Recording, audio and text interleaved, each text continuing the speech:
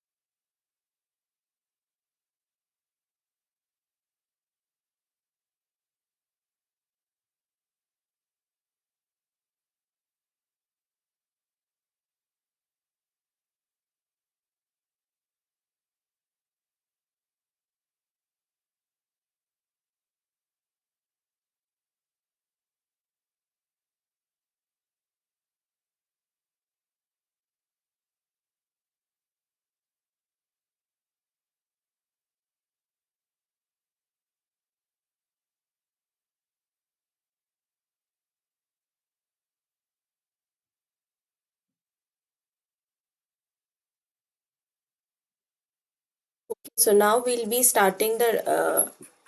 we'll we'll be starting discussing the question.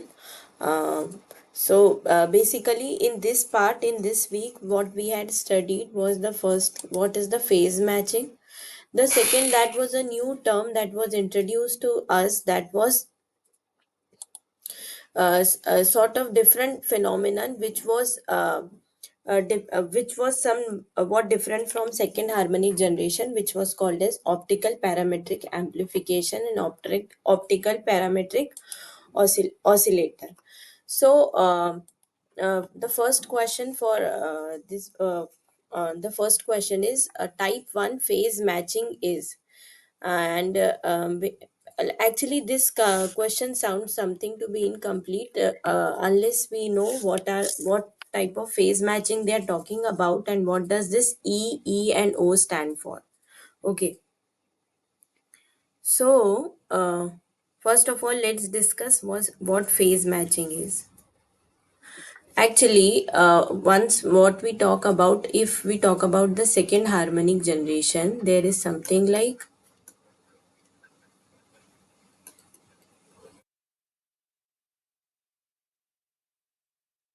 if we talk about, say, one of the frequency, say omega 1, and the other is omega 2, and say this is any nonlinear optical crystal. So when we incident it with a highly intense radiation which has a frequency omega, it reaches to some virtual state with a zero lifetime, and then further by another photon of, say, frequency omega 2, or it may be also equal to omega 1, it reaches to a higher excited state. From this further higher excited state, it would reach immediately to a ground state by emitting or with the energy 2 omega. So this is also called as frequency doubling or second harmonic generation. Now the essential condition for this were, there were many essential conditions for it, and one of them was the first, that the crystal that shows this kind of phenomenon should be non-centrosymmetric. Okay,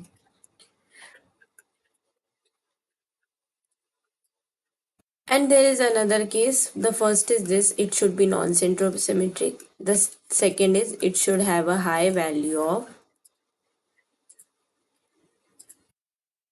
non-linear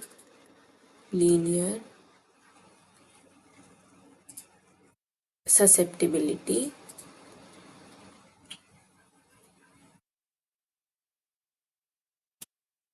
that is denoted by chi effective, and that too of second order.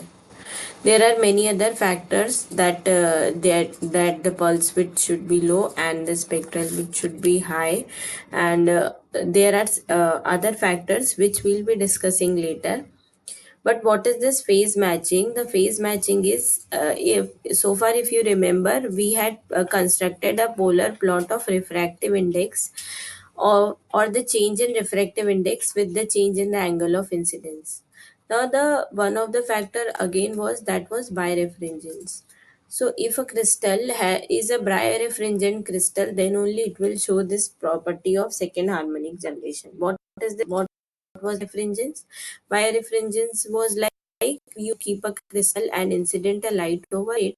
There will be some part of light which will go straight. That was the ordinary ray, while there will be some which will deflected, and that is called the extraordinary ray. One of the property of the ordinary ray was that the refractive index of this ordinary ray with the change with the angle of incidence remains constant. That is, the value of NO remains constant, while the value of refractive index for the E or the extraordinary ray does not remain constant. It varies with the angle of incidence. And how does it vary? At the 0 and 180 degree, if you say, the value of refractive index of the ordinary ray is equals to extraordinary ray. Rest in the other angles, say, it can be either greater or smaller than the refractive index of the ordinary ray. Based on this, we categorize the crystal into two parts. That was the negative crystal and the positive crystal. What is the point to note? Suppose I talk about the ordinary ray.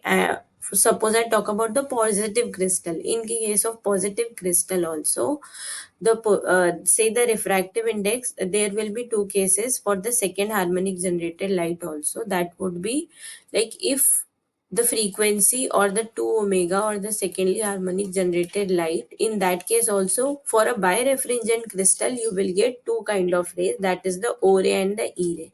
Similarly, if you construct the polar plot of those, you will find that there is a certain point, say this I denote as the polar plot for refractive index of the incident ray, that of the frequency omega. Suppose it take it to be as a positive crystal, so it will show something like this.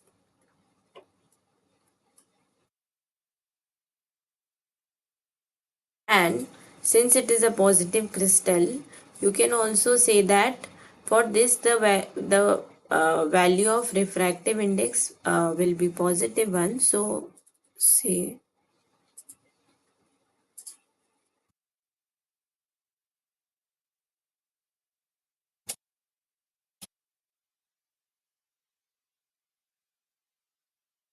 this is the refractive index of n of 2 omega, while if you say this,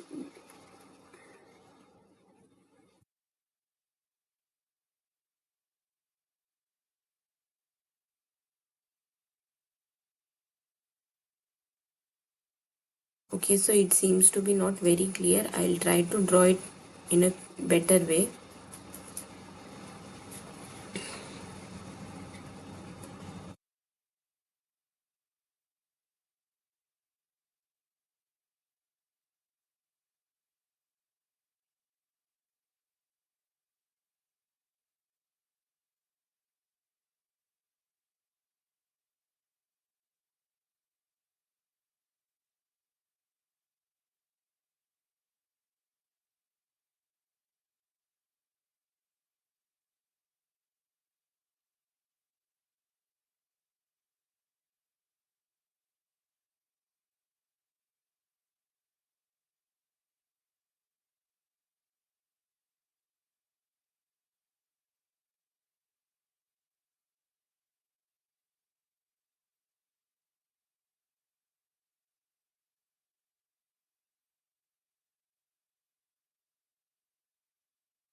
Yeah. So anyway, the refractive index of the second harmonic generated ray is compared to it lesser than the ordinary ray or this. Yeah. So when you set up so, you will notice that there will be some point. Say these are the points.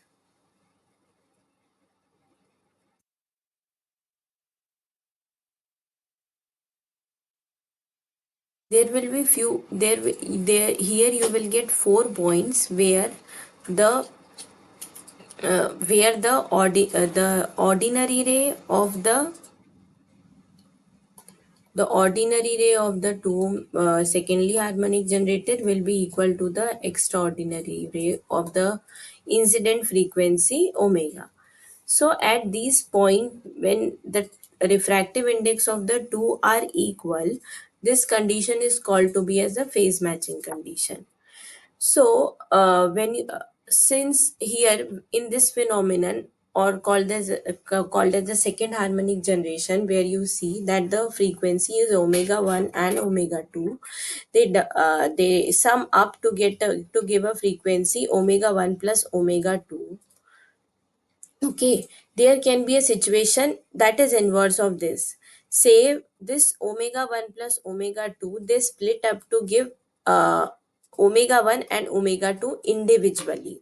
So this condition can also be represented like, say I have a photon which has a pump which has a frequency omega p.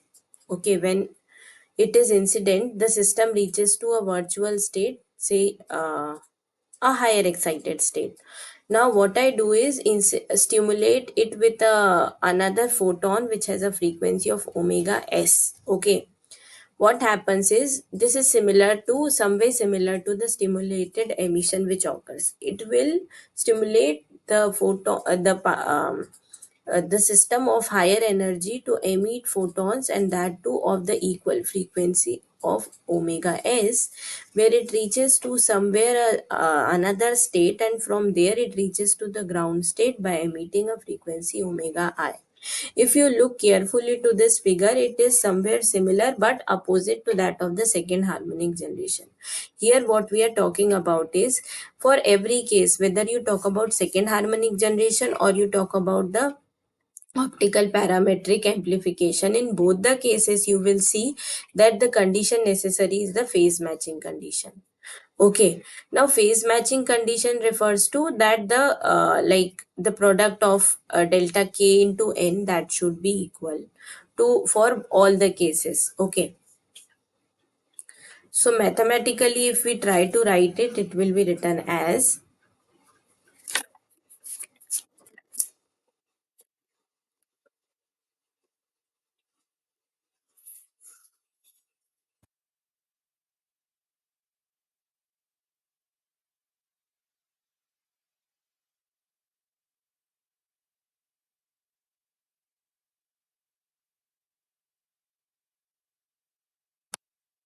say it will be written as, if this is the signal, say here I divide it into signal,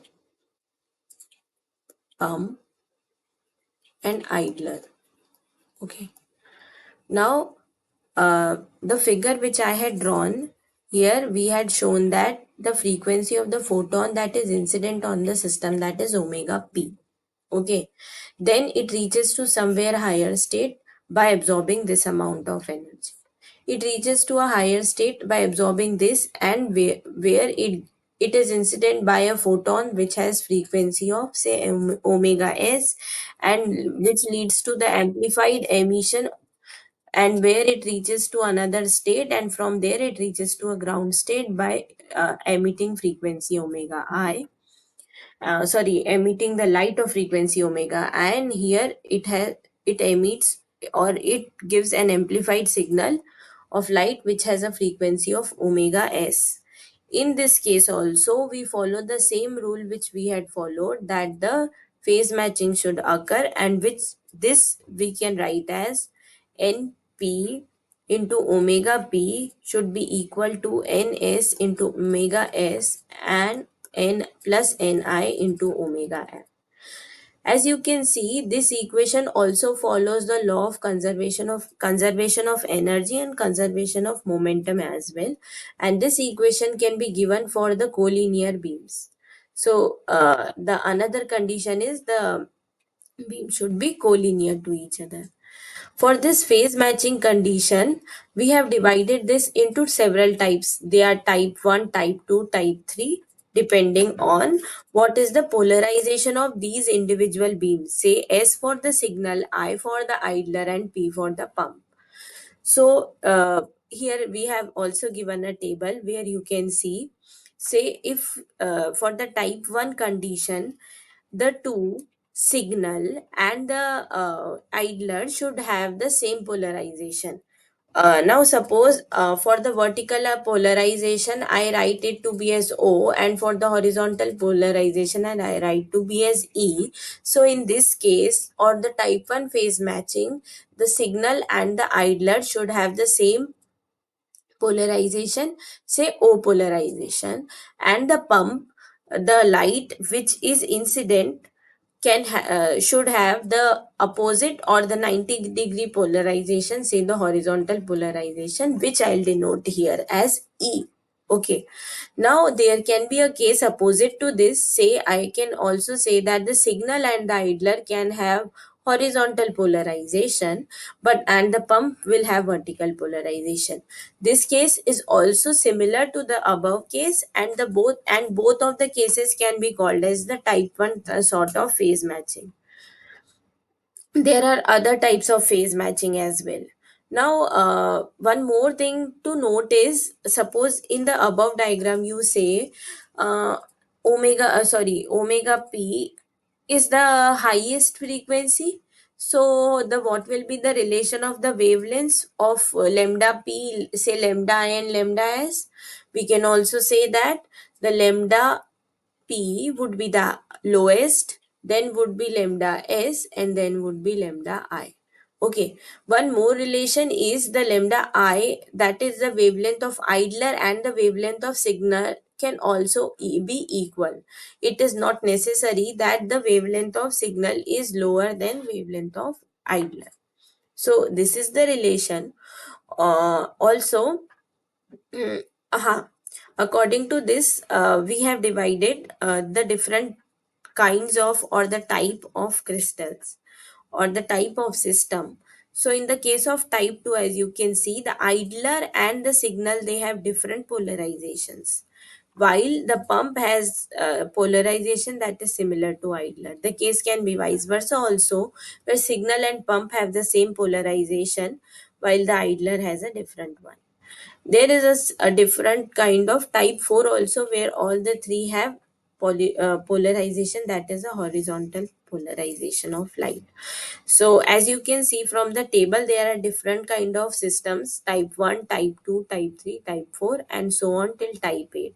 When you look carefully towards the type 8, you will see that it is just opposite of that of the type 1, and therefore it can be also called as type 1. From the question asked here, type 1 sort of phase matching, how can it be written? So you can, if you carefully see, there are two options given here. EOE and EEE, leave these two options, these are not correct. But the other two options, EOO and OOE, these are sort of confusing ones. Now, which one should be the correct one? If we go according to the relation, we have to look over this table where we have given the idler at the last, and if we take a look carefully, it is in the increasing order of the wavelength. If we look over this, say lambda p, lambda s, and lambda I, then in this case the lambda I is the one they are mentioning in the corner, in the rightmost part of the option. So for the idler, it should have, say, vertical polarization. For the signal, it should also have the equal polarization. And for the pump, it should have polarization which is perpendicular to both of these. If you go on to the last option, it looks to be like that. But if we just write to be more clear, we can write it as S and lambda P. Now all the options are clear. Basically for type 1, the idler and signal should have same polarization, which was not followed in option 4. So this is also the wrong answer, and option C is the correct answer for this. So, so far in this question, what we have discussed is what is phase matching. Okay, and phase matching, that is a condition which is necessary for any kind of second harmonic non-linear optical phenomenon which is taking place. The phenomenon of optical parametric amplification, which we discussed right here, that is a rare phenomenon. Okay, now a second harmonic generation, here also we had discussed, like suppose we incident a light of frequency omega on a system, say this is an NLO crystal, then what you get as output is a mixture of omega and 2 omega. Like there is no chance of 100% conversion from omega to 2 omega. And if you talk about the case which is opposite of this second harmonic generation, the chance for this phenomenon to happen is still lesser than that of this second harmonic generation. So say it is only 1 to 2% of the overall chance of second harmonic of or the non-linear optical phenomenon. And for each of these things to occur, say second harmonic generation or optical parametric amplification, there are several conditions. First was the non-centrosymmetry in the crystal. Second was the non-zero value of the electric susceptibility. The third was birefringent crystal, like the crystal should be birefringent. Fourth is there should be a phase matching condition, like it should follow the law of conservation of energy as well as momentum, and that is why we can directly write the relation, say omega p is equals to omega I plus omega s. If you talk if you relate this to what we talked in the second harmonic generation, you can also write it as omega plus omega is equals to 2 omega, or if they are different, you can write omega 1 plus omega 2 is equals to omega 1 plus omega 2 as whole. That is, the output is the sum of these two frequency. This is also called as sum frequency generation. This is called as the frequency doubling, and this is called as optical parametric regeneration. Okay.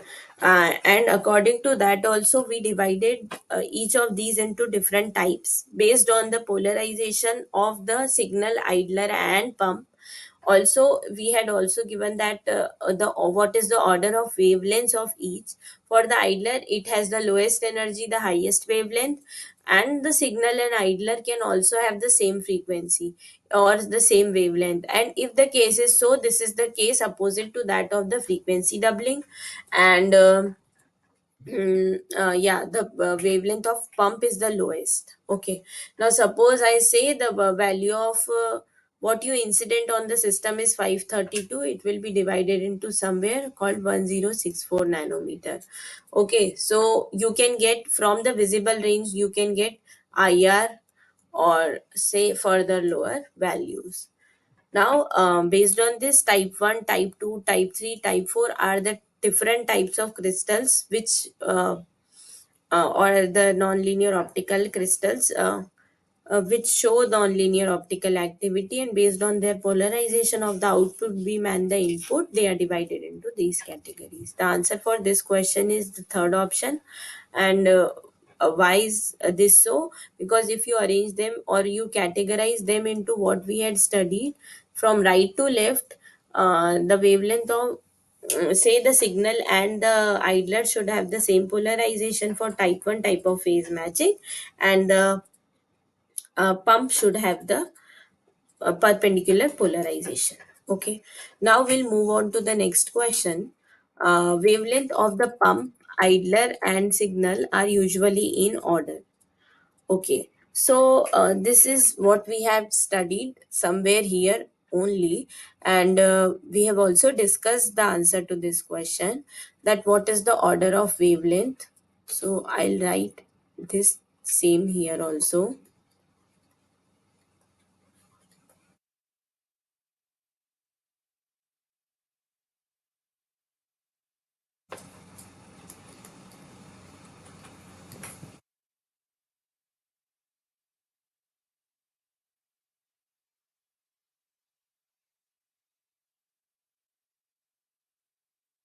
Let's say we denote the wavelength of idler with lambda I, this with lambda s, and this with lambda p.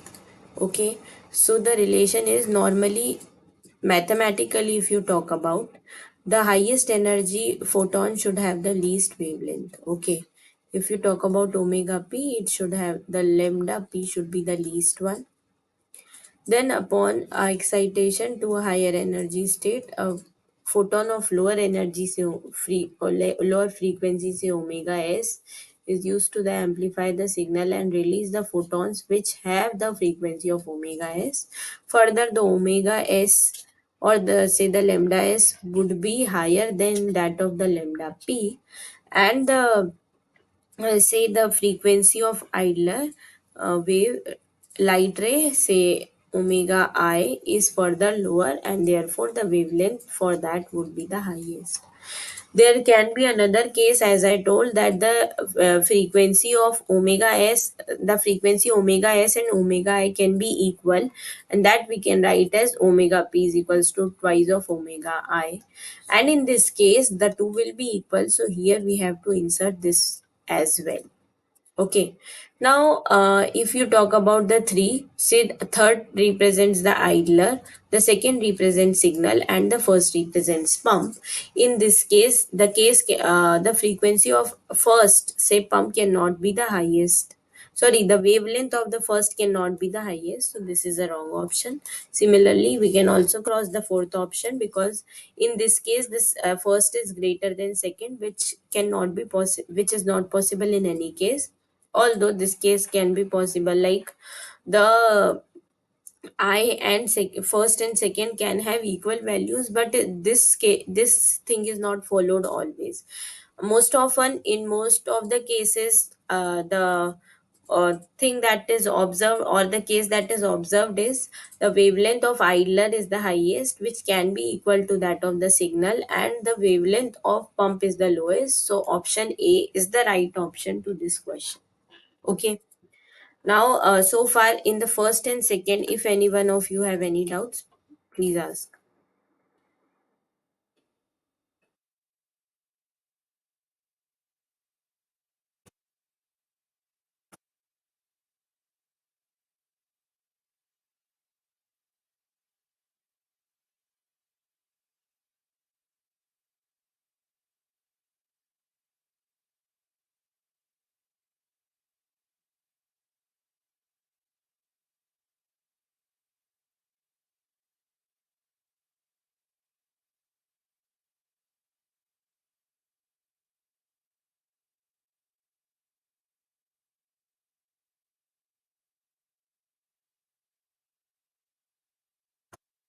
One more thing to discuss is most of the crystal systems, or which we I had also given in the previous problem solving session, that was say we talk about KTP or KDP.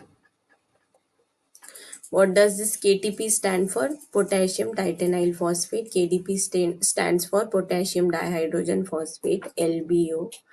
Lithium triborate, or BBO, which stands for beta barium. Uh, Beta barium borate. So in all these cases, the two KTP and KDP, these are someone, they show type 2 sort of phase matching, while the LDO and BBO crystals, these show type 1 sort of phase matching. Okay. Now, we'll go to the next question, that is, in topaz C, the function of white light is 2. First of all, what is this topaz C? So, this is optical parametric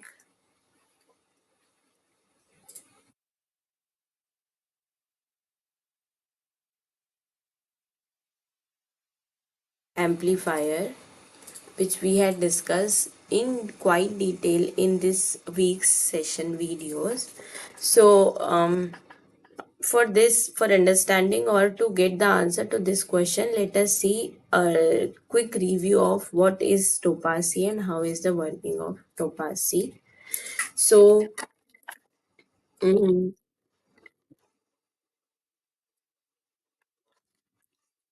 yeah. So, this whole is the setup of topaz C, where you will see that the input pump beam that has a source, that is the regenerative amplifier, which we had studied in the previous modules. Now, throughout the system of a mirrors, first of all, the input pump beam enters into this whole setup. From this setup, it goes into the it first of all, it reaches to the beam splitter 1, and from here the beam splitter 1, it what it does is it splits the beam into two. Say most of the beam is split to, like, the 80% part of it is reflected, while only the 20% part goes straight to the say system called the L1. From here it goes to a system called to another lens called L2. Why are these L1 and L2 kept on the way? The L1, it basically is required for focusing the beam, and the L2 is used for collimation of the beam. Also, the L2 has a lower focal length compared to that of L1, so it is also used for lowering the beam diameter. Okay, so from passing from lens system L1 to L2, it goes to somewhere, it is called DP1 to DP2. The dp1 to dp2 is helped to maintain the polarization. As you can see, the two plates, these are kept at the Brewster angle so that the polarization is maintained quite. Then it goes straight to this A1. The A1 stands for the aperture 1, after which it goes to the L3. The L3 is again used to focus the beam, as it goes from the beam splitter 1, goes straight to this VF, which is the variable filter. From M1 it reaches to M2, and then further, and again at this beam splitter 2, it is split into two parts. From this 20%, it is again most of the portion it moves to M3, and only some fraction of it goes to M1 through the variable filter, which is used to filter the rest of the or the unwanted uh, wavelength of light. It again goes to M1 and M2. If you look carefully to this M1 and M2, it has some, it is, this system is something called the, which is movable also, and is also similar to what we had studied earlier, that is the retroreflector portion. Okay, which is also used for delaying in the this signal. Okay, from here it goes to this RP, which is a polarizer. From this polarizer it goes to this WLG. This WLG is nothing but this is white light generator. Okay,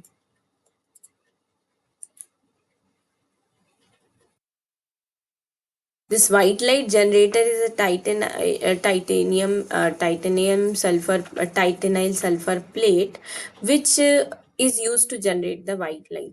Okay, from this by the generation of this white light, followed by it goes to the L4, and further it goes to this TD and passes straight. From here, this y again this y, when this M4 reaches to L5, from this L5 it again reaches to the M4. Further, you can see this is the whole system. From this M4, it is reflected to this dichroic mirror. Now, this dichroic mirror, what it does is it is used to reflect this 80% of light which was splitted at BS2, and this from this dichroic mirror, this light is again incident on this non-linear crystal. Okay, and what we see is the white light which was generated at this WLG white light generator. It has moved straight from L4, which is again used for collimating the beam. Then it moves from 3D to DM. What the function of this DM1 is? First of all, this DM1 reflects the light, the 80% of light which has come from M4, and the other part, the white light, it goes transmit, it is transmitted by the DM, and in this way both of the beams they incident together on the nonlinear crystal 1, from where the first signal that comes out is this yellow, which is denoted by this yellow colored beam. Okay, what is this yellow colored beam? This is the pump beam, sorry, the signal beam, which has the frequency omega s.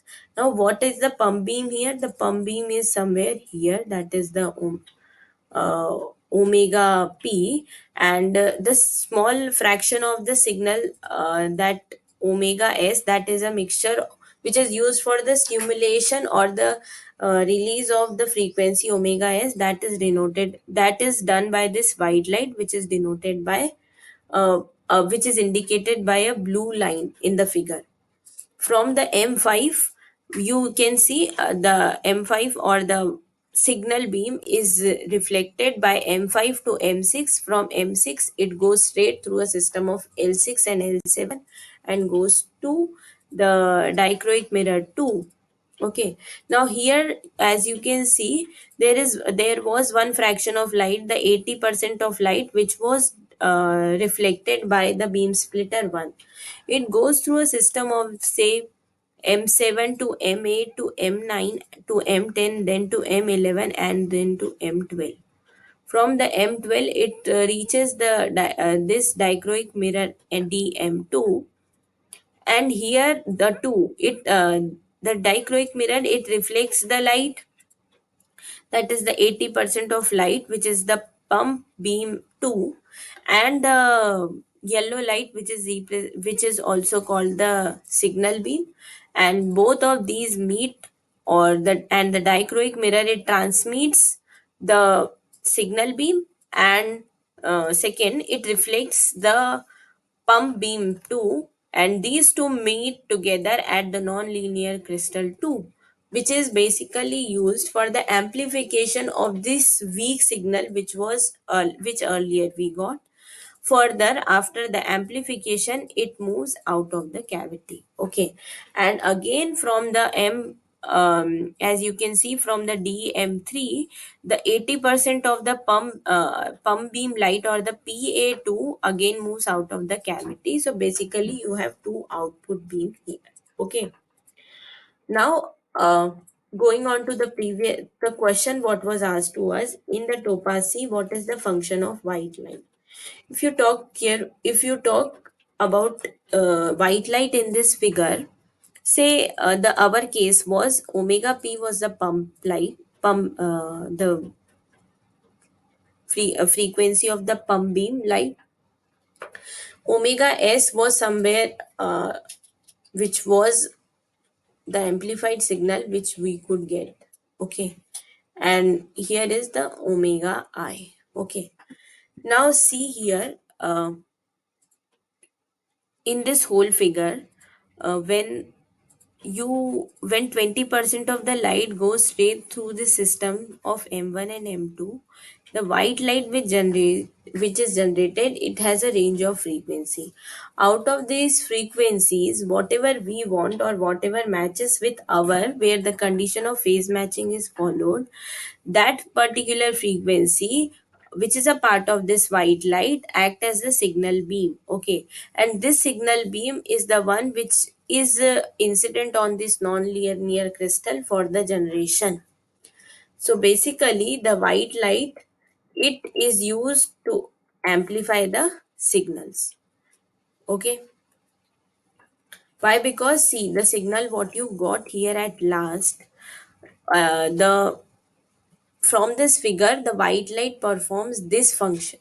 Okay, this omega s, which was incident and which was used for the stimulated emission and amplification, white light is something which performs this function, which is denoted in this figure. So acting as pump, the one which the light which act as pump is this 20% of fraction, which is split from the bs2. This act as the pump light, and along with this pump light, this act as the signal, which is used to amplify the signal. Then amplify the pump, this is not a function which happens to be in the topaz C. And amplify the idler, this is also not the right option to this question. So in topaz C, the function of white light, uh, which is quite clear from the beam path diagram which we have discussed, that this white light is used to amplify the signal beam. Okay, now if you have any doubt in this particular beam path, because it seems to be quite a complicated system, you can ask, or else we'll proceed on to the next question.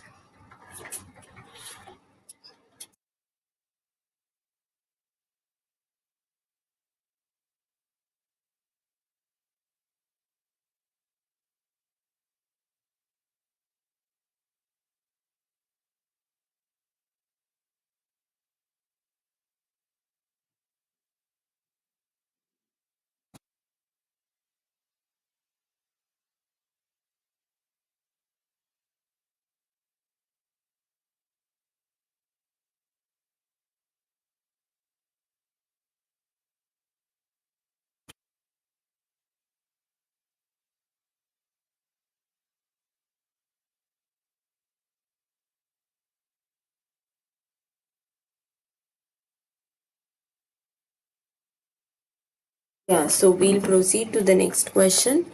That is question number 4. In topaz C, most of the input laser beam is used for. First option is generation of signal in first stage. Second is generation of white light. Third is amplification of signal in the second stage. And fourth is amplification of idler. See here, in this figure, say if you talk about this system, actually this is more clear because this is a bit clean.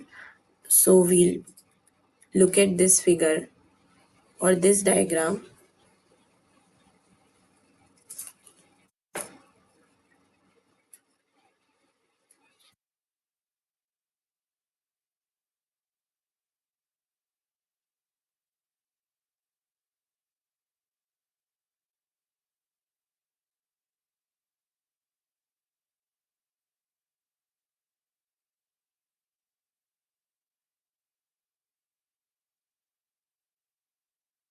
Yeah. So say this is the 100% of beam which is the input beam for the whole topaz C. What happens here is this beam splitter, it transmits 80% of this 100% here. Then this particular passes through, say, not through M7 to M8 and a system of complex system of mirrors. Okay, so this is the direction of 80% of light. The rest 20% is the one which goes through the system, lens system, and which is used for the generation. Okay, now what they have asked here is, in topaz C, the most of the input laser beam is used for. If in this diagram, see, from M7, the light is reflected to M8. M8 stands for the mirror 8. From M8, it is again reflected to M9. And from M9, finally, it reaches to M10, M11, and M10. From M11, it reaches to the M12. In this figure, see, say this, I indicate it with somewhere color blue.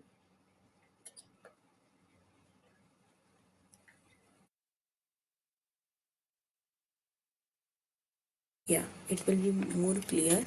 So, this is the direction.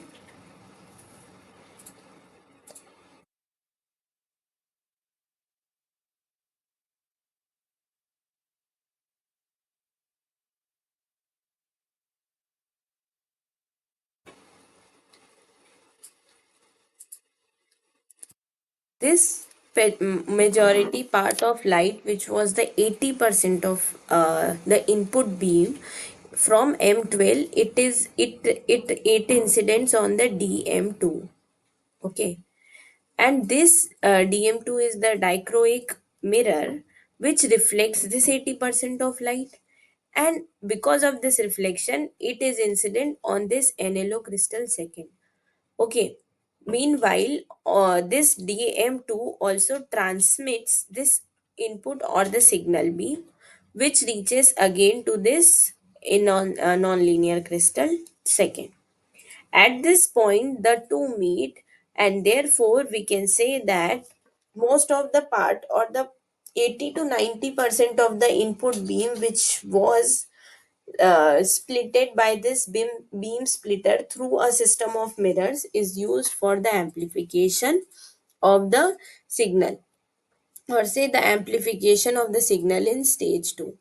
Now the question is, what is the need of this amplification?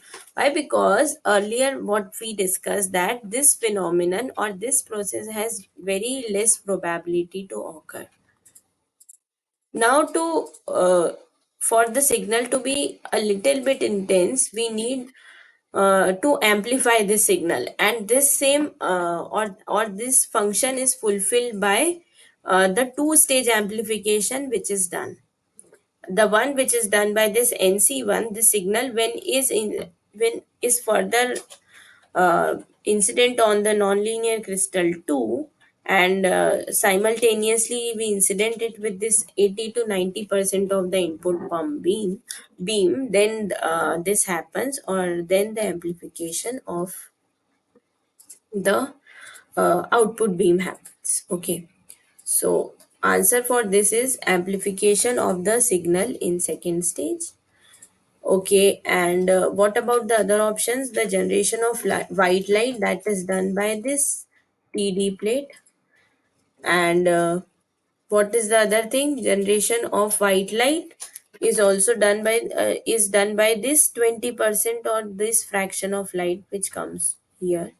This 20% of light, when it passes through the this 20% of light, when it passes through this beam splitter, only some fraction or say 20% of this light passes or is used for the white light generation. Rest 80% is again goes to the M3, which is used for the amplification. So for the white light generation, very less portion of the input laser beam is used. So this is not the right option. For the generation of signal in first stage, the rest 20%, which the 80% of this 20% is used. Okay. So this is also very less fraction of the input beam. So this is also not the right option.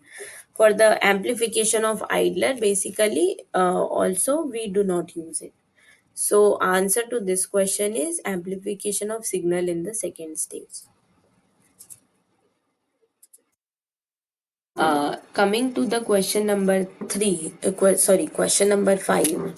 Of the following crystal, the type 2 phase matching is obtained in. Okay. So what is the type 2 phase matching? Type 2 phase matching is something where the signal and the idler, the signal and idler do not have same polarization,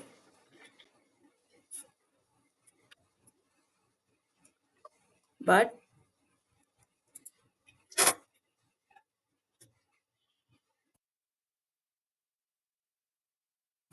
polarization of pump and idler are same.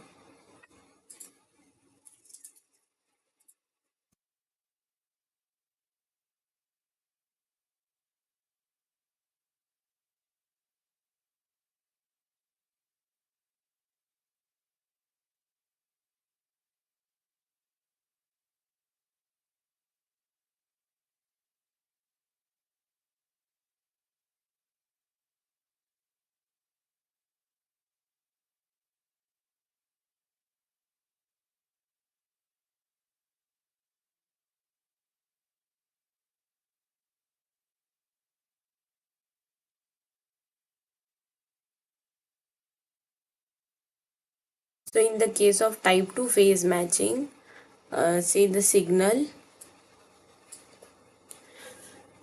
and the idler do not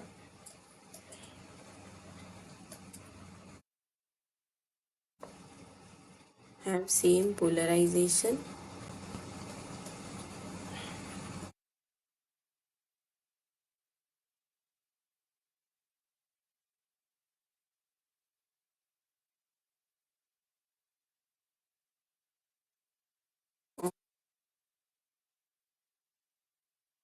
Idler and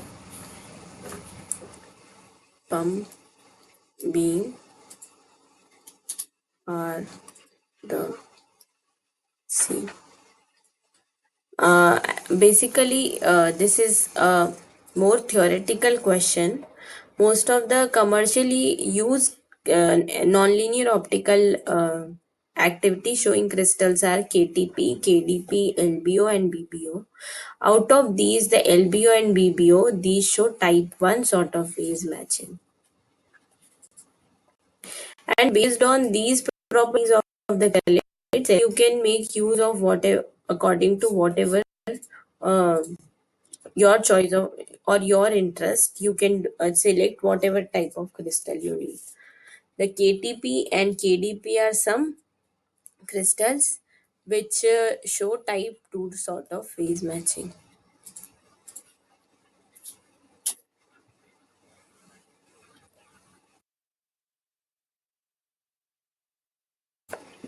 Okay. So So far we have discussed 5 questions. If you have doubt in any of these questions, you can ask.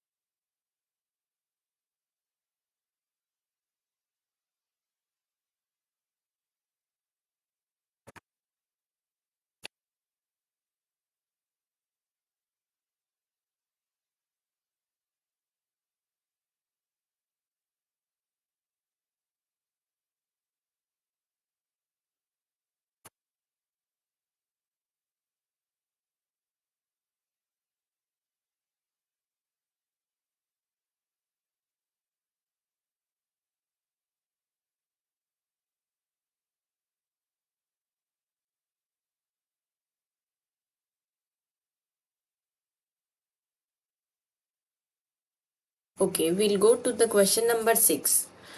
Question number 6 is challenge in the second harmonic generation of ultra short pulse includes. First option is spectral width, short duration, high peak power, and high divergence. What does this challenge refer?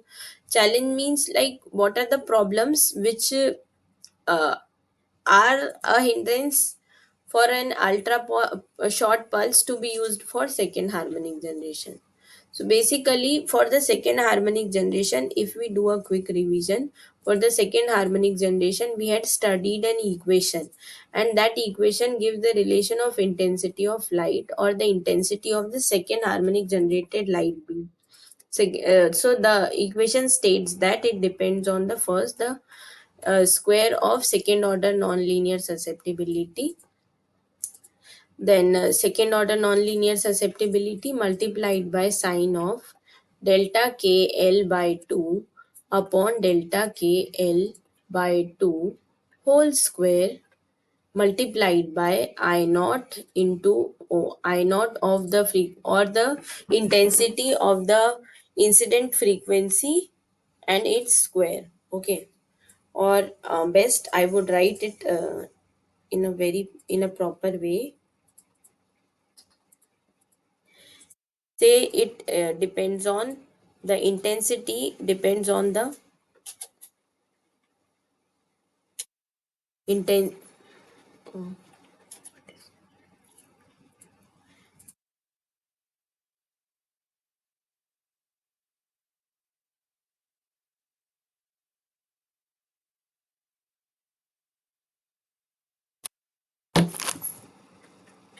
see this intensity of the final beam depends on is proportional to first is the value of chi second order and its square,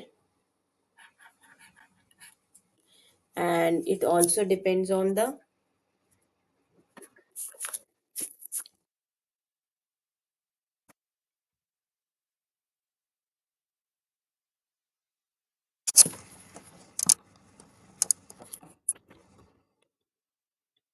wait a minute.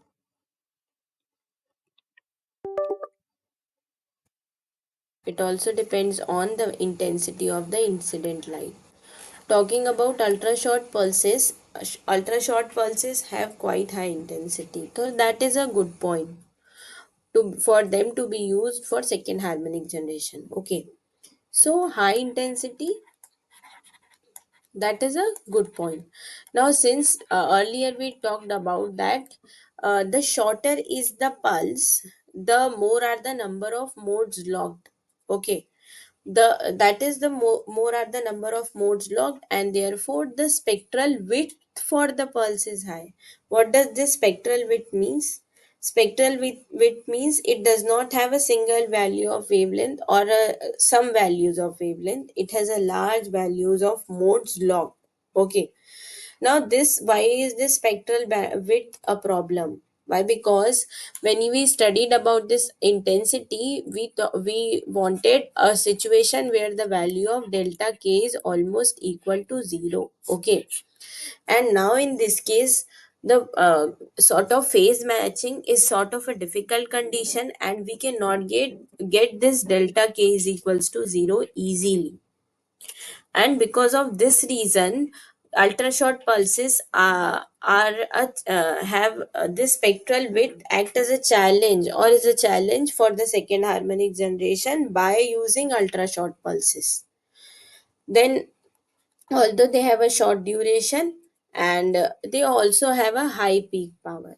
So these are the two options. Now, coming to this question in detail, what is the backup, or what is the option that can make these ultra short pulses work to be used for second harmonic generation? Okay, so based on this, the condition of phase matching, where we talk that the delta k value should be 0. In the case of ultra short pulses, we have come to an agreement that the delta k value can be in the range of, it should be less than or almost equal to 2.78. If you achieve this condition also for a particular input wavelength or the particular input pulse, then also you can get the second order nonlinear activity happening.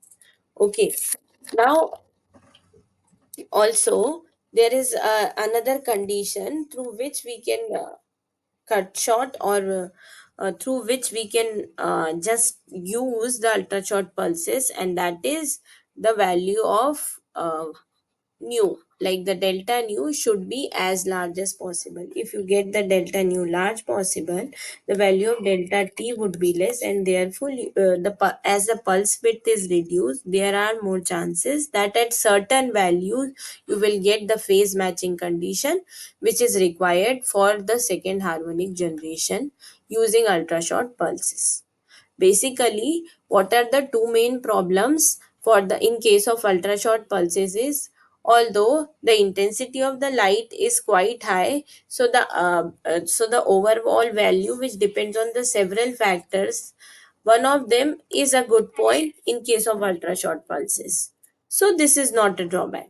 But the other thing is the large spectral width, which is one of the drawback for the second harmonic generation. Why? Because you need a phase matching condition which is not attained when you have a large spectral range, or your bandwidth is high, and the high peak power. So these are the two challenges for the second harmonic generation by an ultra short pulse. Now we'll go on to the next question. In the question 7, if anyone has doubt, you can ask.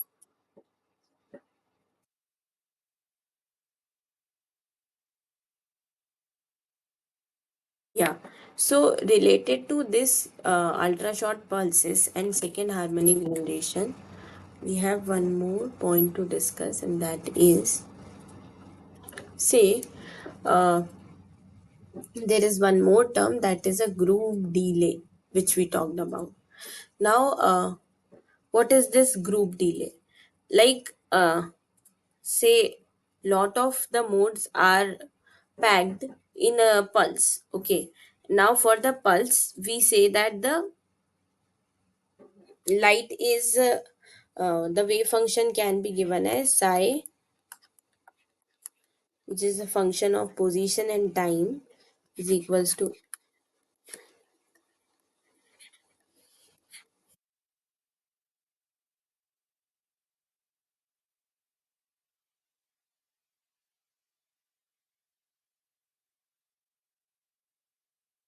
and therefore the value of frequency that comes out to be is plus minus d omega by dk, k minus k. Okay, based on this, if we integrate this following expression for the value of k naught, where k naught is the value of k for the central or this highest wavelet in the wave packet. So the value of the overall signal comes to be 2a k naught sine z minus d omega by dk dk naught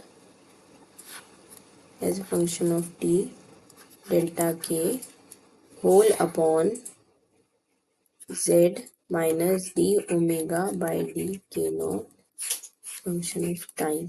Okay, multiplied by e exponential iota k naught z minus omega t.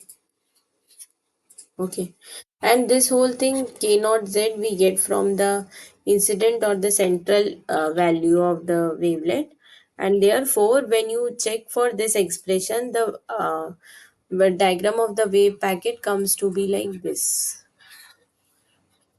where you will get some negative values of the signal as well. Okay, now uh, what is this group delay? Group delay refers to, say, this is the group velocity, where what do you mean by this group velocity is? Group velocity refers to, say this is a wave packet, so this entire wave packet will be traveling, so the velocity of this total will be called to be as group velocity. And say condition for this is, we say the delta t is to be 0 and the time for the pulse should be is greater than. So in this case, when you equate this equation for the delta t or the delay can be calculated by the expression 1 upon c d nf upon d lambda f into lambda f minus d n sh upon d lambda sh into lambda sh.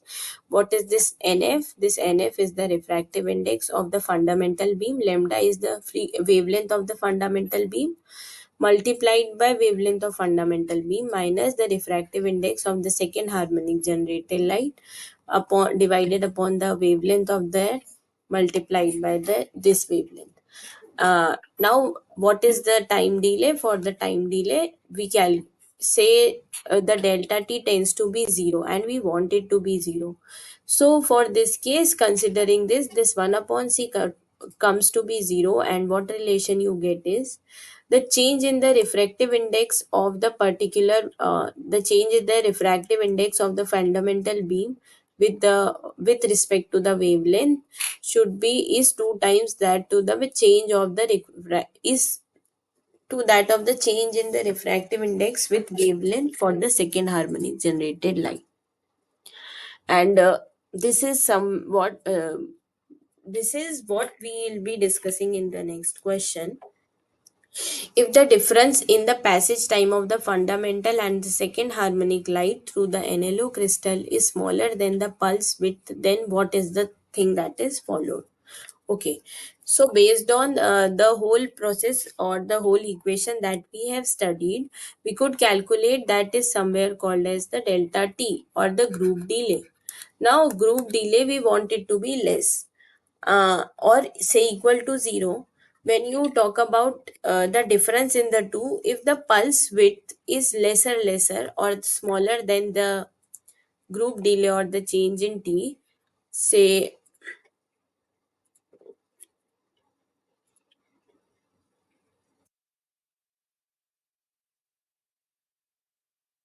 now in this case, say if the TP is greater or the delta T is quite less, then what happens is this relation is followed, where it should the yeah the fundamental the change in refractive index with wavelength is twice to that of the change in refractive index of the second harmonic beam with this.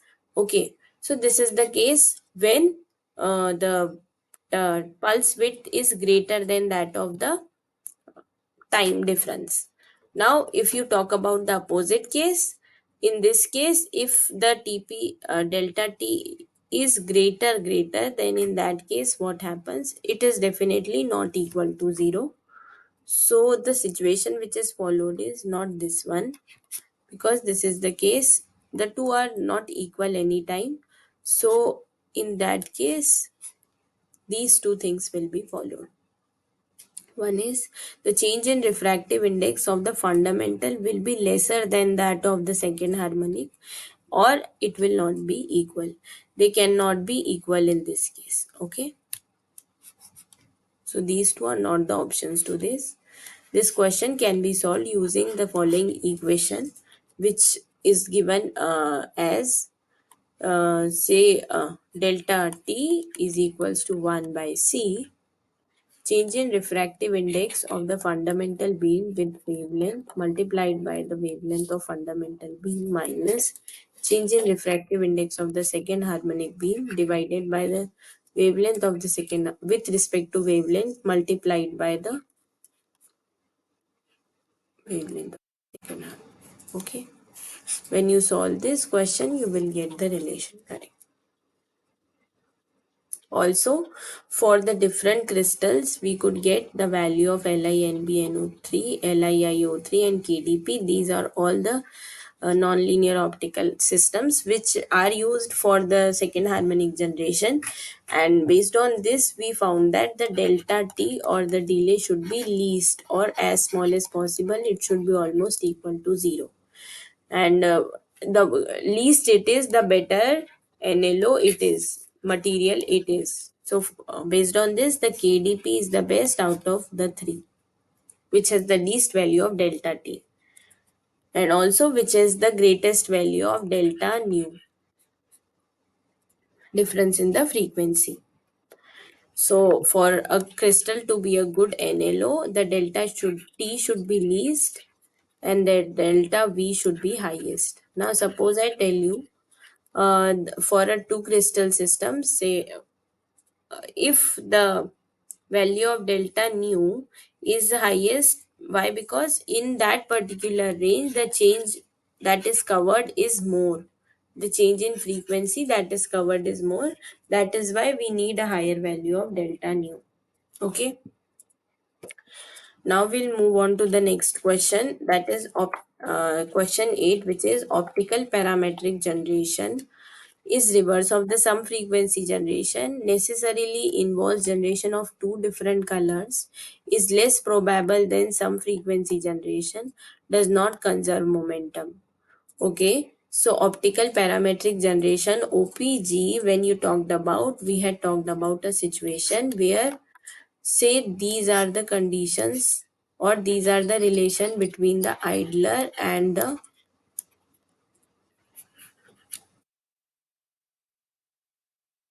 say, the pump. So uh, necessarily it is a reverse of some frequency generation. Yeah, it happens when omega I and omega s are not equal to each other. Okay, so it is a reverse of some frequency generation. And also I also talked that, say, two photons, they combine to give a single photon of a higher energy.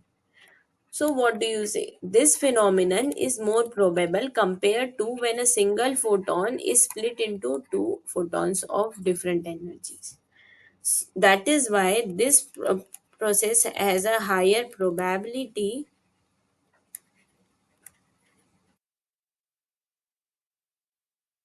than the system of optical parametric generation.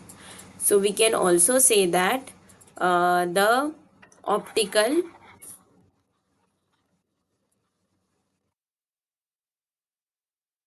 parametric generation is less probable than some frequency generation. Okay.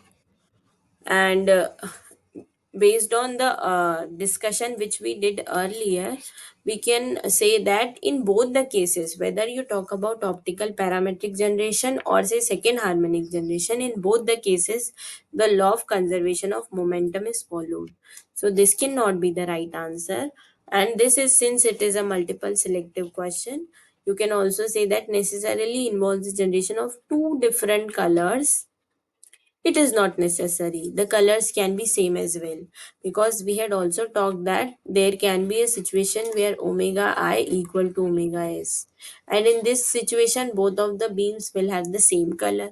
So this is also not the right answer. It is not necessary that the two will have different frequency or different wavelength. The wavelength and the frequency can be same also. Okay. Now, the assignment questions are basically over, and we'll be discussing few more questions. Or what is the question 9, which is what is the function of dichroic mirror 1 in topaz C? Okay, so for this we have to go on to the diagram again. What is the function of where is the dm1 located? The dm1 is somewhere here. Okay. And what is the function of this? So far, if you remember, the DM1 is reflect used to reflect the pump beam PA2 or the pump beam 2, and is used to transmit, it is used to pass the white light. Okay.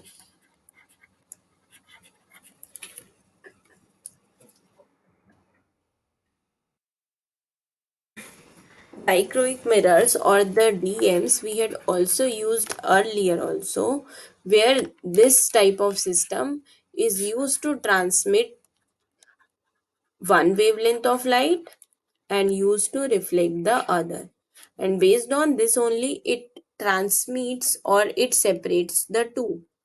Okay.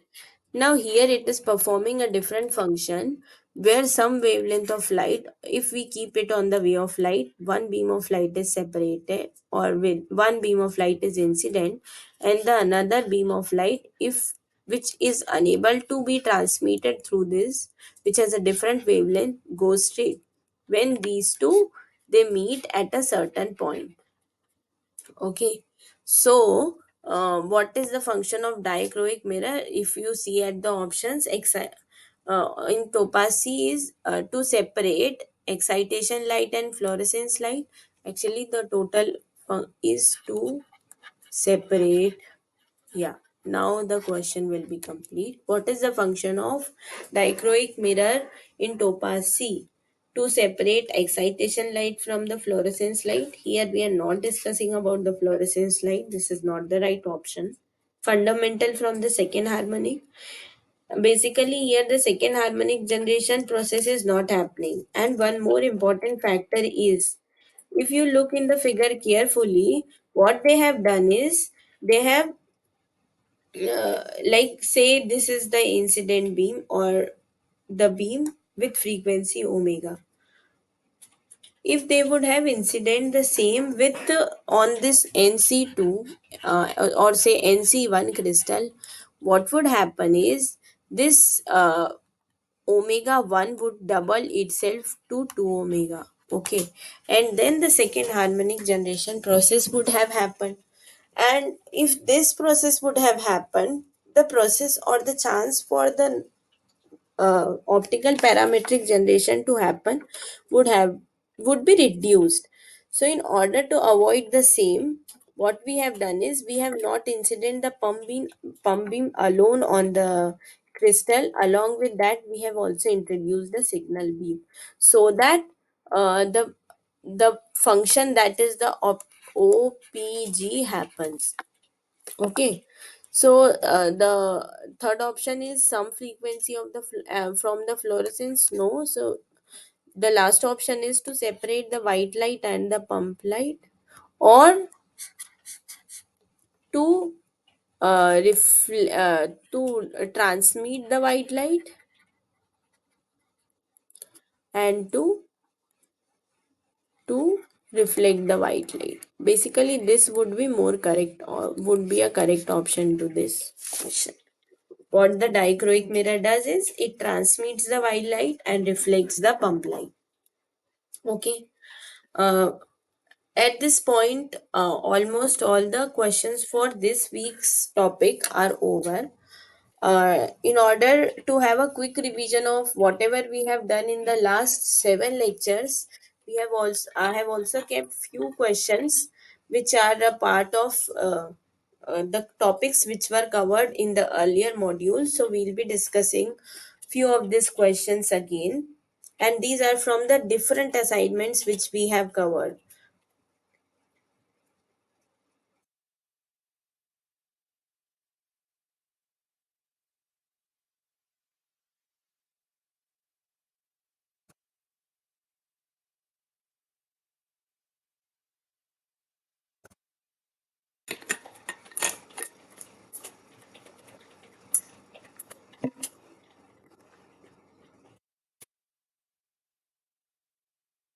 The question one is calculate the absorbance of sample whose emission quantum yield is zero point 0.5 and the intensity of the transmitted light is 37%. Okay.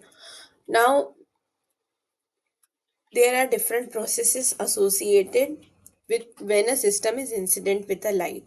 Some of the light may be reflected, some of the light is absorbed, and the light which is absorbed, uh, most of the part of it may either be transmitted or it may be emitted in the form of fluorescence, phosphorescence, or different photophysical phenomena. Okay. Now, what was the relation that we had deduced about the emission quantum yield with the absorbance? So far, if you remember, the emission quantum yield phi f. Phi f was given by the ratio of the uh, intensity of the emitted light upon the intensity of the absorbed light. Okay. Now, in order to calculate this, first of all, we'll need intensity of the absorbed light. Okay. And intensity of the absorbed light can also be given by a relation. Say, um, the total I is the sum of I naught or the total light is the sum of the intensity of the absorbed light plus intensity of the transmitted light. This whole we are talking about light in terms of percentage. Okay. So intensity of absorbed light we can also write in the terms of I naught minus IT. Okay. So if the intensity of the transmitted light or the emitted light is 37%, what will be the absorbance? Now here so far we have not discussed what is the relation of absorbance here. Okay. So in order to deduce, first we'll look what the absorbance is. So absorbance is basically the ratio of intensity of incident light upon intensity of the transmitted light. And if we talk about the intensity of transmitted light, here it is 37%. Okay. Now, one more thing to discuss here is I naught minus IT. Here I can write it as IE or the I transmitted upon I naught minus IT. Okay. Now, same way, if you talk about here absorbance, in terms of absorbance, what you can write? Because anyway, here only this is given to you and you have to calculate the absorbance. So, A is equals to log of I naught minus IT, and the total relation which comes to the notice is minus log IT. Okay, and say if this is the I, yeah, this is IT, I would write it to be as I naught upon I naught minus IA. Okay, and in all, what you will get the expression is pi F for phi emitted is equals to I EM upon I absorbed, and therefore if you look at this, it will come to be as I absorbed, so it will be as I naught into 1 minus 10 to the power minus k. Okay, so what you can say is the total expression in terms of absorbance can be written as intensity of transmitted light or intensity of transmitted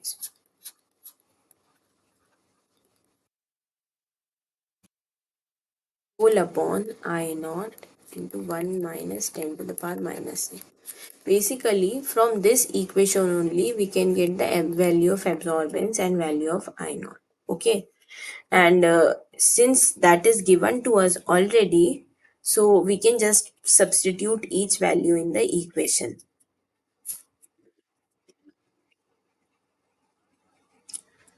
0.5 is equals to 37 upon 100 into 1 minus 10 to the power minus a. What we were asked to calculate is the absorbance.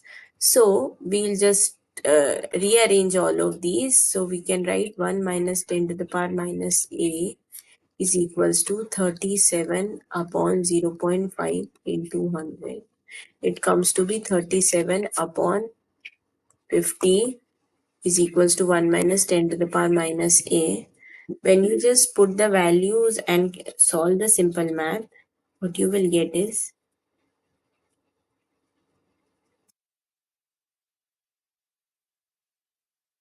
first of all, we have to do 37 upon 50, that is 0.74.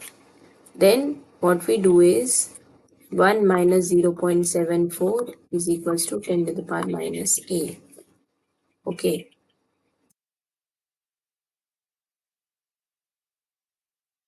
So it comes to be 0.26 is equals to 10 to the power minus a.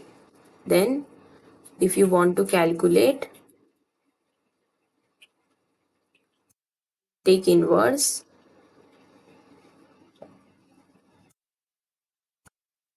1, sorry, 1 divided by 0.26 is equal to,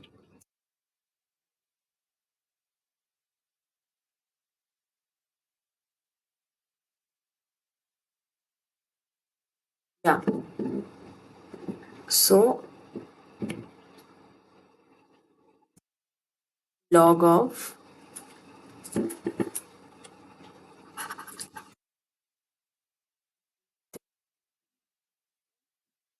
this comes to be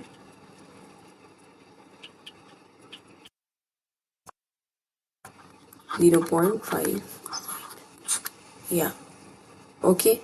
So this is the answer to this question. Once again, we'll just check what we have done, because I suppose there is some mistake in the solution.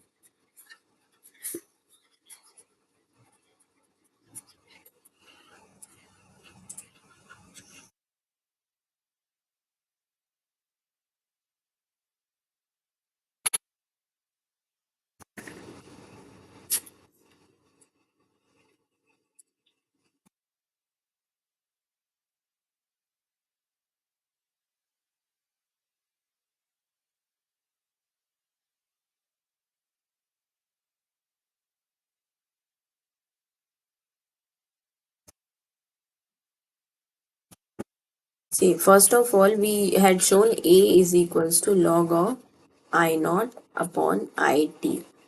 In terms of the intensity of absorbed light, A is equals to log of I naught upon I naught minus I A. Okay. Now suppose you take it to the say this is 1, yeah, say 10 to the power a is equals to, these two will be cancelled, is equals to I naught upon I naught minus I A. Taking I naught to be common, I naught into, or say taking the reverse of it, we can write 10 to the power minus a is equals to I naught minus IA upon I naught. When you take the I naught common, I naught into 1 minus IA. Okay. And if you do so, IA upon, yeah, the same. Yeah, 1 minus I naught upon IA upon I. Yeah.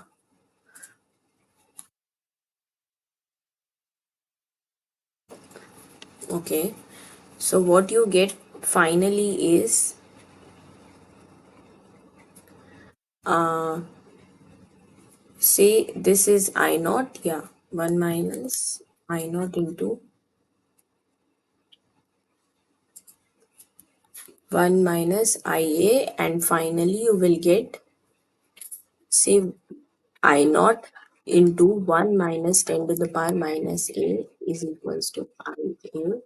When you substitute the value, IE is equals to I naught into 1 minus 10 to the power minus A.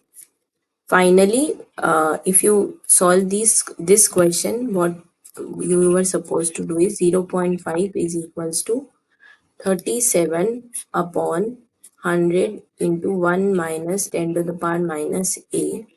Okay, now moving this to that side, it comes to be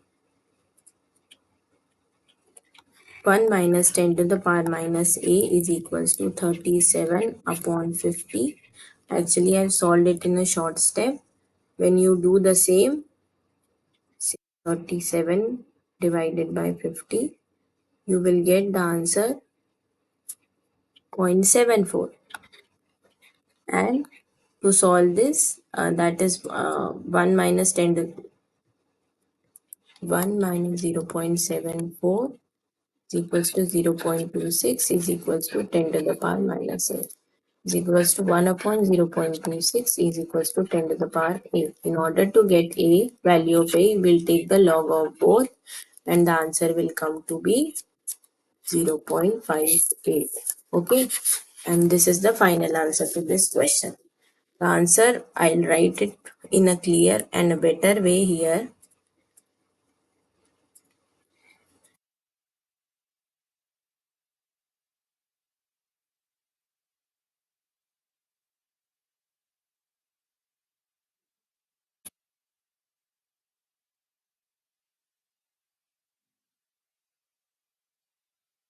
Answer to this question is 0.58. Okay. Now, related to this, you can be asked different questions like what is the calculate the quantum yield if you are given absorbance I naught. Basically, the relation to solve the question that is important is, first of all, the emission quantum yield is equal to the intensity of the transmitted light upon intensity of the absorbed light. Again, if you want to emitted light, EMM, and also if you want to calculate this in terms of the intensity of the original light or the absorbance, then you can use the following relation, I naught into 1 minus 10 to the power minus a.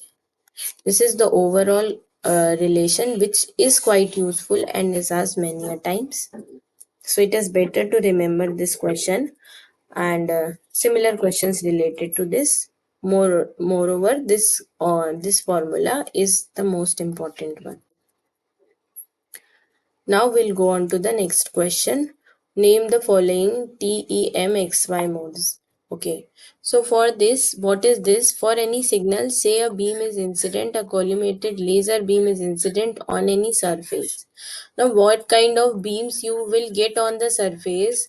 This is represented as TEM transmission modes, and the modes are denoted in terms of X and Y. Okay, and based on this we have divided them to different, or we can calculate the values of x and y by looking at the following figures. Say in this term, or in the case of this black circle, I say uh, like maybe the axis is not defined. You can say this axis to be x, this to be y, and vice versa. Suppose in the other condition, this axis is y and this axis is x. No problem with any of those. These both can work.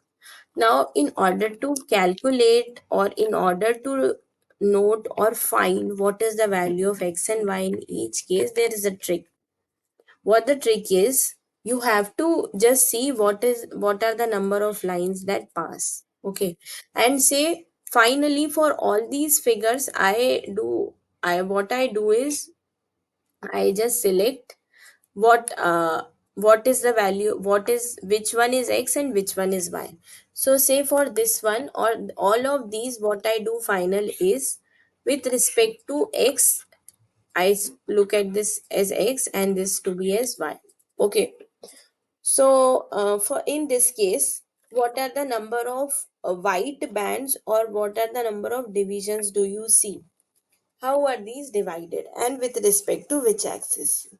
Or if you see that these two black circles as the light beam or the beam which is on the surface, then this is supposed to be as the gap where you find there is zero intensity of the light.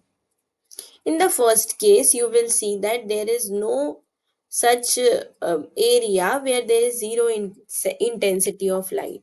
So in these cases, the value of x is always taken as 0 and y is also 0. Okay. Basically for x and y, we calculate the number of areas or the number of lines which we can get, which divide these beams of light. In the first case, the light is in the form of a spherical collimated beam, and therefore the value of x and y in this case is told to be as 0. Okay, so it is 0 for both. And now in the second case, there are two circles which are separated by some. See this area of intensity, this area which has a zero intensity. So in this area, the I is equals to 0. The intensity of the laser beam is 0. And therefore, for this area, if you look at this, which is the final one, these two are not the ones. So in this case, along the y-axis, you will see one line. Along the z-axis, there is no. So therefore, along the x-axis, it is taken to be as 0 and the y-axis it is taken to be as 1. Okay, in the other case, okay, I'll give you a time of some time just for this d, just try to calculate what is the value of x and y.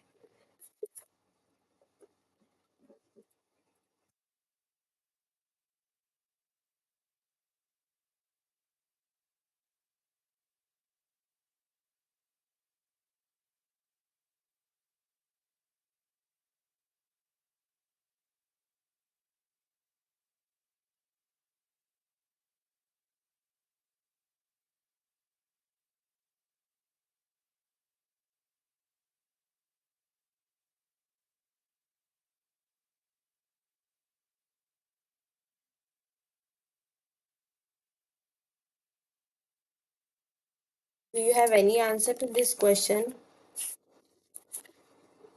Yeah.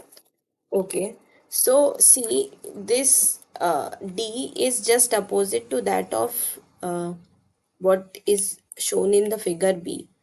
Here along the x-axis you will find there is 1, while along the z-axis, sorry, the y-axis, there are no divisions. So basically for this, the one will be exactly opposite and that will be, for x it will be 1 and for y it will be 0. So it will be written as 1 comma 0. Okay. In the other case, say in this one, when you look at these four light centers, you will see one along x and one along y. Basically, for this, you can construct one line through x, one line through y, and therefore, for the value of x and y in this cases for both, it is 1 and 1. Okay. Now, in the say example 4, there are four which you can see, which are sorry, five circles you can see which are separated by 1, 2, 3, and 4. So for this, the value of x will be equal to, say, I have taken x to be as this and y to be as this, and along y there is certain value. So the value will be x equal to x equal to 0 and y equal to 1, 2, 3, 4. Again for the this one, when you look carefully, it will be, say, within the, it is, so it will be 1 bar comma 0. This is just a revision of what we have studied in the earlier modules. If you have any doubt in this question, just ask.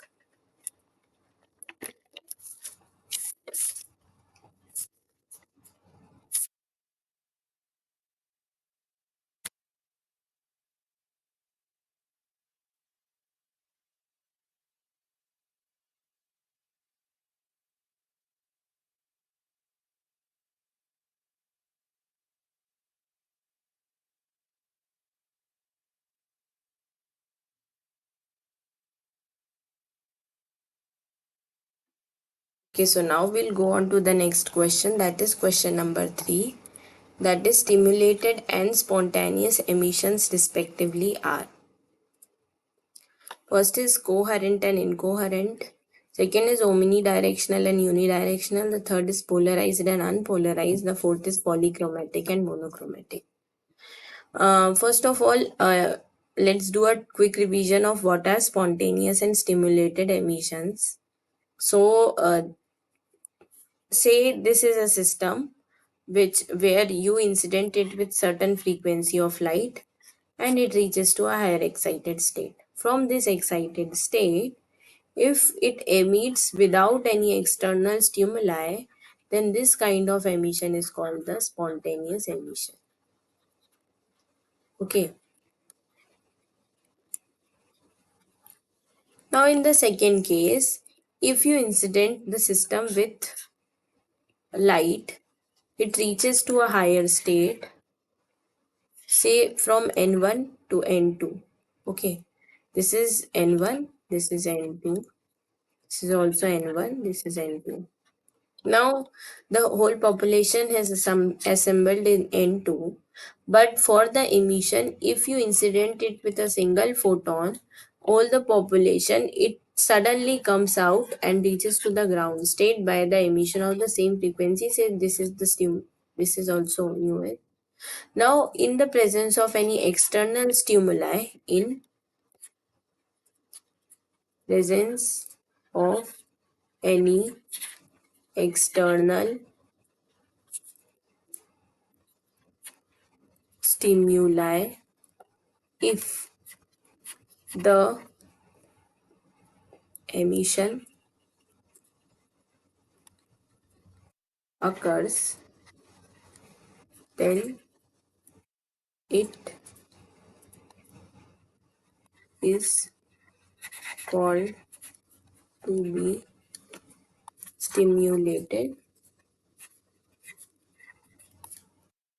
emission.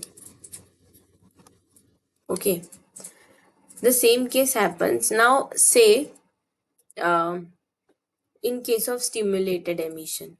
In case of stimulated emission, what happens is, because all the photons they come out at a single point of time, they have the property that they are coherent. Okay, they are all in the same phase. And in case of spontaneous emission, since the emission with the function of time, it is, say, it happens continuously. It does not stop, or it is not pulsed, or therefore in that case the you get a light or the emission which is incoherent. So for this question, first of all, actually for this question, two options or more than one option are correct. So first of all, property for the spontaneous emission is the spontaneous is incoherent. and the stimulated emission is coherent. So this is the right option. Other is omnidirectional and unidirectional. Basically, the stimulated emission that is quite, say, not multi-direction, that is unidirectional and not multi or omnidirectional. So if you talk about the term, the spontaneous is omnidirectional while the stimulated is unidirectional, so this option is not the correct option. Same way, the stimulated emission light is polarized. Okay. While the spontaneous light that is emitted, that is unpolarized, or the spontaneous emission is unpolarized. So for this, the option C is also correct one. Similarly, if you look carefully toward the stimulated emission, all the photons will have the same wavelength or same frequency of light. Therefore, the emitted would be highly monochromatic compared to the spontaneous emission, which can be polychromatic as well. Okay. Similarly, if you talk about spontaneous emission, there can be a condition like maybe it reach to N2, it can reach to N3, N4, or all the levels below. From there also it can emit, or from the higher state it can reach to a lower state, and then further do the emission. If this case happens, the emitted photons will have different frequencies of light, like the value will differ, and thus for this spontaneous emission case you will get a polychromatic output. Okay. So the answer to this question is, first of all, the stimulated light beam is coherent and polarized, while the spontaneous light or the spontaneous emissions are incoherent and unpolarized. Also, what do you mean by the term polarized? Polarized means the light, it has the same value, or it is with respect to the electric and electric field, it is polarized in a particular direction, say vertical or horizontal.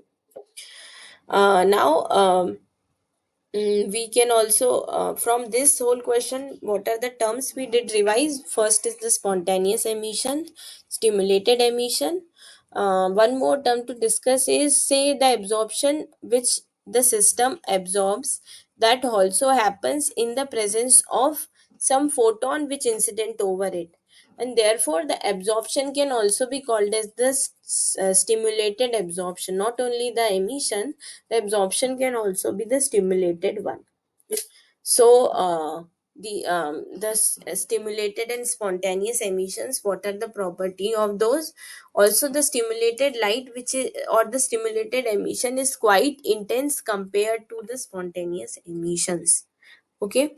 One more point is, the stimulated is more intense while the spontaneous is less intense.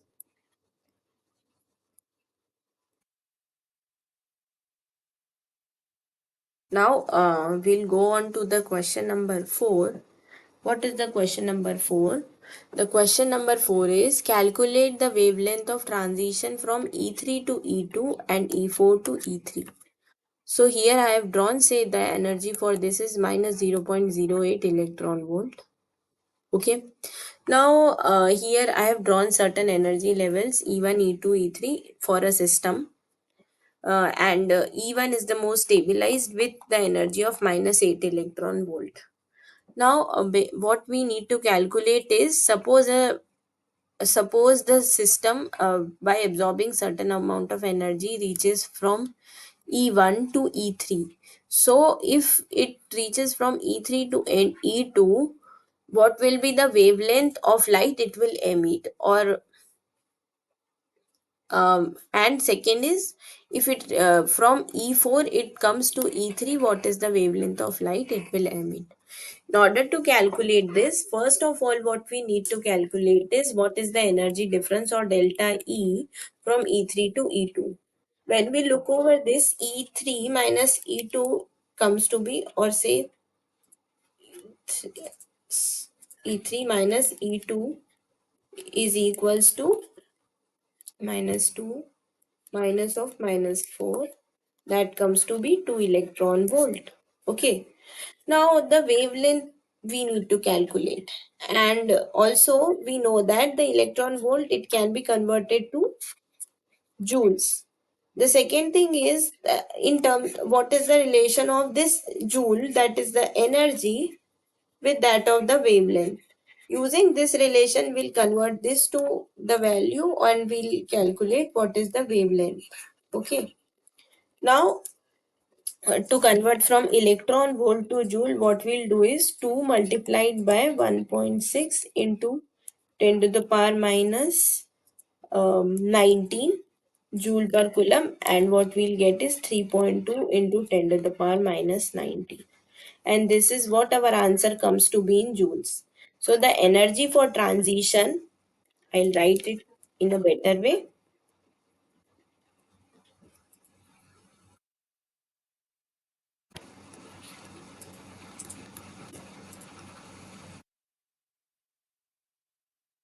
Energy for transition from E3 to E2 is 3.2 into 10 to the power minus 19 joules. Now, the same energy I have to convert it into wavelength. So, what relation we know about energy and wavelength? That is E is equals to hc by lambda. Putting the value of constants whichever are there in the equation, we'll calculate the value of lambda. From this equation, we can say that the lambda is equals to hc upon E. Got it? Now simply we'll put the value of constant 6.626 into 10 to the power minus 34, which is the Planck's constant, multiplied by, and what is the unit of this? This is, its unit is joule second. 3 into 10 to the power 8, and what is the unit of this? Meter second inverse, whole upon, what is the value of energy? Energy's value is 3.2 into 10 to the power minus 19, and that too in joules. From here, joule to joule will be cancelled, second inverse to second will be cancelled. What you will get at last is, that would be written as 6.626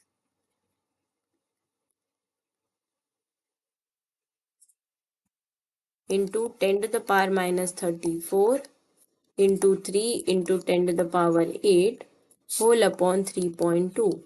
Okay, multiplying this we can get as 3, 8, 7,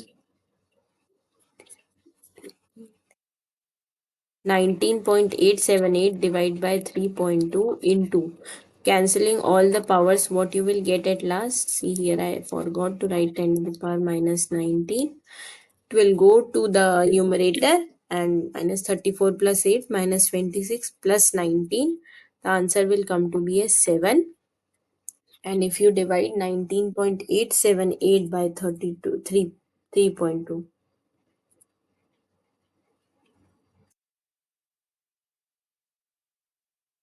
get the answer to be 6.21 into 10 to the power 7, that too in meter. Okay. Now, you can also write it to be as, in terms of nanometer, what you will do? You will multiply it by 10 to the power 9. No, no, no, no. Yeah, in nanometer, you can convert it. You will convert it to, yeah, but by converting, since 1 meter is equals to 10 to the power 9 nanometer, we'll write in terms of this, and therefore what you will get the answer. Yeah, maybe we did a mistake or something. Minus 34 plus 8 minus 26 plus 19. Yeah, so the answer is not, okay, the answer is minus 7, and we'll multiply it with 10 to the power 9. So it will come out to be, here I am writing the answer, 6.21 into 10 to the power, this is also minus 7, 2 nanometer. Then wavelength would be 621 and 0.18 nanometer. Okay. And where does this transition lie? This transition lie in the visible range of light.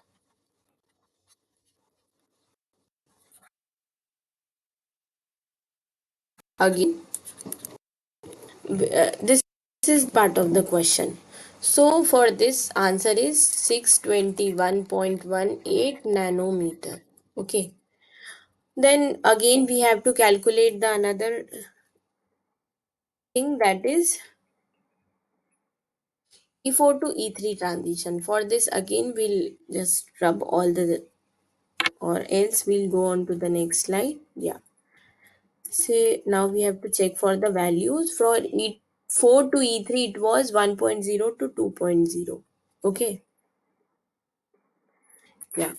So it is E4 and E3, and the value is minus 1.0 electron volt, and for this it is minus 2.0 electron volt. So it comes out to be E4 minus E3 is equals to minus 1 minus of minus 2 comes out, it will come to be 1 electron volt. Finally we'll convert 1 electron volt into 1.6 into 10 to the power minus 19. We'll get the answer in joule, and that would be 1.6 into 10 to the power minus 19 joules. And then from here we can also calculate lambda is equals to h into c by, yeah, h into c by e. Since e is equals to h into c by lambda, from here h is comes to be 6.626 into 10 to the power minus 34.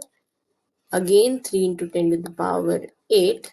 The values of unit are joule second, then meter second inverse. The value of energy is in 1.6 into 10 to the power minus 19, and the value is in joules. Each of these will be cancelled, and finally what you get will be in meters. Again we can just solve the question. That comes to be 6.626 into 3 is 19.878 divided by 1.6.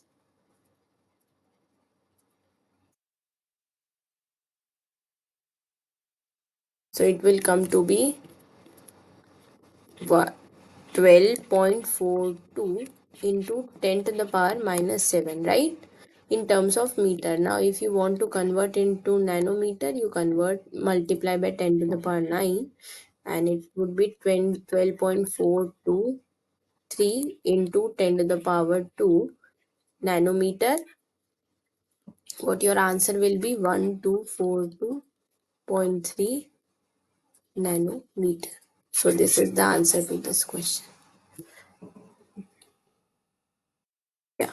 So the answer to this is 12.three nanometer. Okay. So what did we do in this question was, first we calculated the energy difference or the energy gap between the two levels. Further, since the energy was in terms of electron volt unit, we converted it into joules. This is also an important thing what we learned. From conversion, first we calculate delta E. From delta E, we converted electron volt to joules. From joules, using the relation of E is equals to hc by lambda, we could calculate lambda E by that too in nanometer.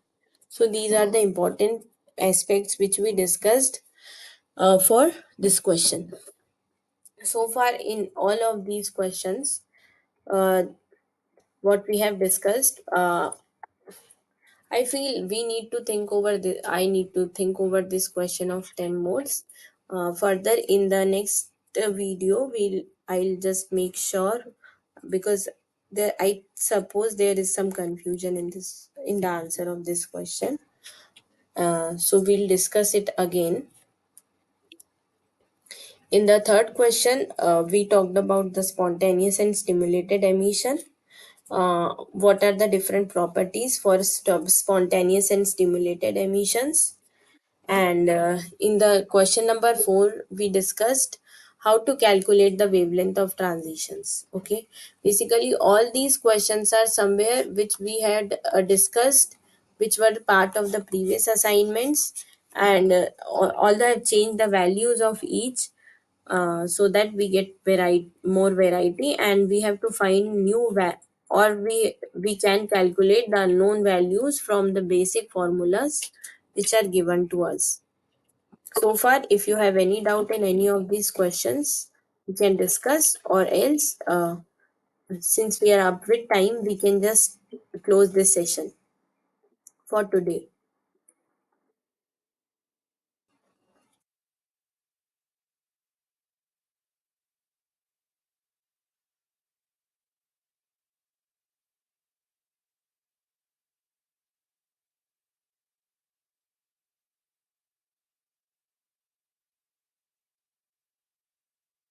Okay, so for a quick review, first of all, we talked about what is phase matching, what are the different, what is the phenomenon that is opposite to that of the second harmonic generation, and we also talked about what is the relation between the signal, idler, and pump wavelength.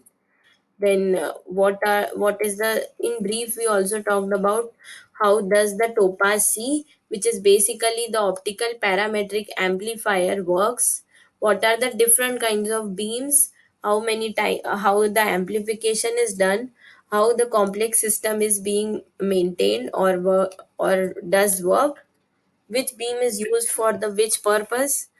Then we also studied what is the condition for phase matching. We also studied why the pulses or the ultra short pulses are good, as well have an advantage as well as a disadvantage to be used for second harmonic generation. What are the factors that are a drawback or a challenge, while what are the positive points of using an ultra short pulse.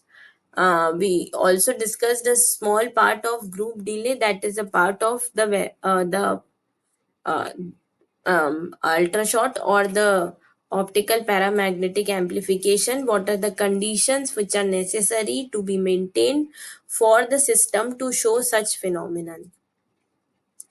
Finally, we also did some revision questions which were related to the previous assignments, although there is doubt in one question which we'll clear in the next module. Okay, so thank you so much for joining the session.